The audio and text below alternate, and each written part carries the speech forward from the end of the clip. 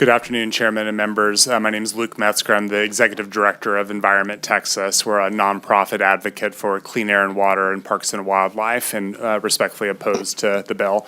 We're all about conservation. We have a vision of a Texas full of wide open spaces, parks and natural areas where people can go and hike and camp and hunt and fish, and where wildlife can thrive.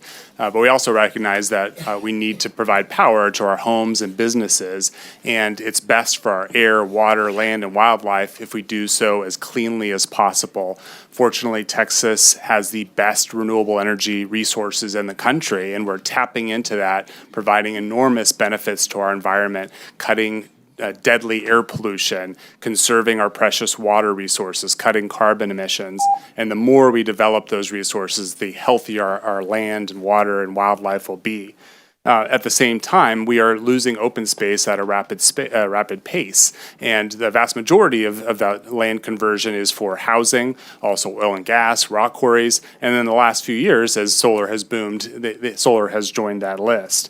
Unfortunately, SB819, while it aspires to protect the land, water, and wildlife of the state, ignores the biggest threats to those things and discriminatorily singles out wind and solar with all their environmental benefits.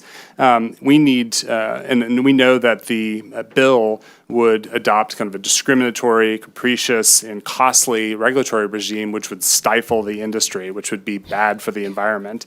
We need more clean energy, not less. ERCOT warns that we'll need, or that demand for electricity could almost double in the next 5 years. In the last 4 years, 93% of the new generation coming onto the grid has been wind and solar. Thank you, panel. Mr. Chairman, one quick. Kolkhorst. Luke, I have y'all's letter that y'all wrote March 25th, and I appreciate y'all's willingness to meet about it. A couple of questions. Do you support nuclear? Do y'all support nuclear?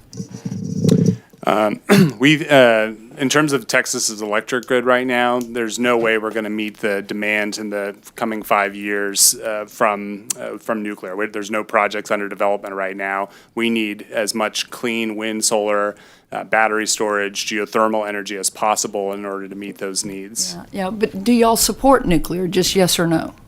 I think we have a lot of concerns around the waste issues. So there's efforts right now to make Texas the national repository for nuclear waste from around the country. Senator Cruz and others are leading efforts to oppose, very concerning, and then still some safety concerns around it. But mostly it's just a very expensive energy source that takes a very long time to develop. And so what about advanced small modular reactors and the promise of that? Yeah, I think there's a lot of interesting new developments in the technology, and I think more research and development around it is quite promising.